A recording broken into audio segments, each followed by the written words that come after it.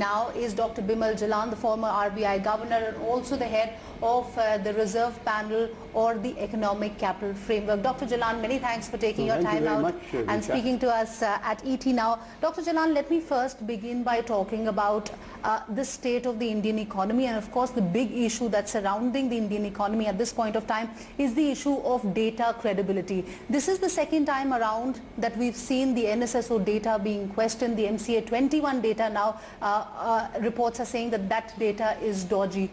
Do you think the government is actually suppressing the economic data? No, economic data, I don't think we can take that view. You know, I mean, if you don't agree with the data and there are different data, that is possible. But, and it is possible that somebody in the governmental system, etc., has been influencing data collection. But I think that so far as the national statistics situation is concerned, they are quite autonomous. And if you look at the history, despite many changes in the government from time to time, by and large, their data has been satisfactory in terms of what they have been able to count. And that's the right. issue, main issue, is the sample that you take and try and get into a data. Now, whether the government has influenced that particular part or not, that one can't say. You know, since you're saying if the government has influenced the data or not, one really cannot say.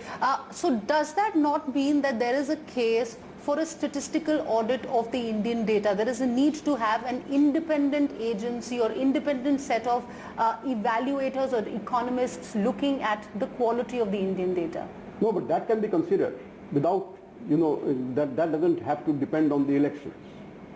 That part can be done if a community, if an autonomous body has been set up to see whether there was any fault in the data calculations over the last, say, 5-6 years. And then we can decide whether any methodology has to be changed, because ultimately you can't count 1.3 billion people. Right. You know, you can only count a section of the people which are representative of the total data in terms of consumption, in terms of services, in terms of, you know, employment and so on and so forth. So you would say there is a case for perhaps relook at the data, get independent evaluators, and yeah, but not by saying that this particular data is wrong and that particular data is wrong. You know, unless there is evidence that it has been crafted. You see, I don't know whether it is possible to establish. But the fact is that 108 economists had raised a lot of questions about the Indian data.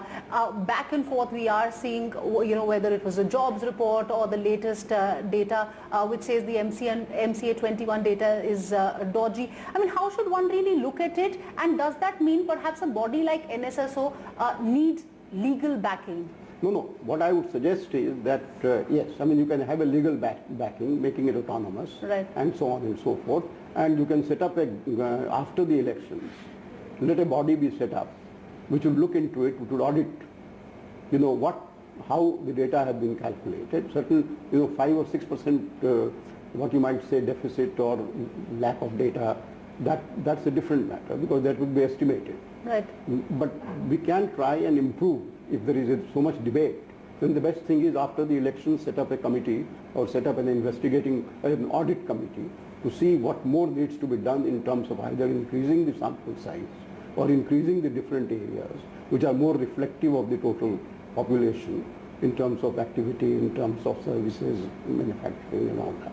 Right. Dr. Jalan, you've given me a headline there. Perhaps there is a need for the government to do that whenever the new government comes into place. Let me also shift focus now to the big issue that's hogging the limelight. A lot of people are concerned about it, and that is the state of the economy. Consumption slowdown is being witnessed not only in the auto sector but also in the FMCG sector. A lot of FMCG companies are really dealing with this. Is that really pointing to a larger slowdown in the economy? Can one say the elephant is slowing down? No, I mean not in the long term. You see, you have to view this as one short term, because we are having elections, there is uncertainty, or people are waiting to see the outcome of elections, where we have what kind of a government we have, and so on and so forth. That's one point, and you wait. So investors are waiting, they would be slow. And similarly, those who are consuming, they would be waiting for food prices have been increased, for food prices have risen. But agriculture is not very good. In services also, in the unorganized sector, people would be doing work, but they would wait and see what kind of election results are there. So at the moment, I would not put too much weight on this. But the task of new government which comes into power is precisely this, to make sure that our growth picks up, that our unemployment reduces, that our agricultural areas receive the kind of funds that they require for fertilizers and other things. Because in terms of fundamentals, there is no other country than India and perhaps China which have all these strengths. We have technology, we have capital in terms of total investment, we have savings, we have labor, and we have land. So all the factors of production are in our favor. And there is no reason why we can't reach 8% rate of growth, which we did during 2004 to 2010. But Dr. Jalan, let me play the devil's advocate here. What are the fiscal tools that are available with us? Look at the way the revenue stream is. That is pretty weak. The government is borrowing a lot more in FY20. What are the fiscal tools that are available for the government to push growth if you are saying that is going to be one big task in front of the new government? No, but there are interrelationship. But if consumption is decreasing, then your total amount of GST that you will be earning may increase. But it will be less than what it could be if consumption was increasing. Similarly, if employment was increasing.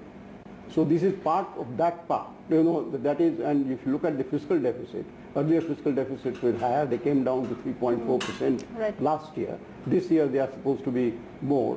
Part of this may be due to all the things that you have said about slowdown in the economy and so on and so forth. So tax receipts is higher, but there may be difference between expenditure and revenues, partly because of the election expenditure or partly because of investments that you are doing all over the country, and but may not be implementation may be slow, but the investment rate is probably increasing, but it's not producing outputs as of now.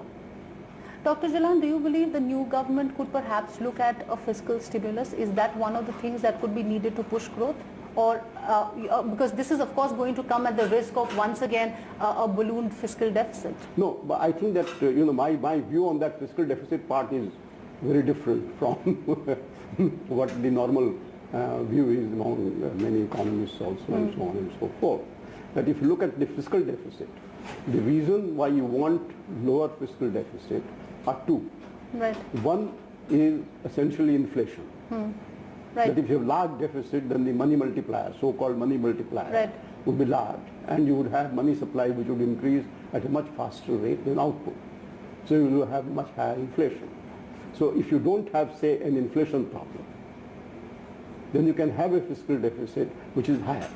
So second part is what do you do with that fiscal deficit?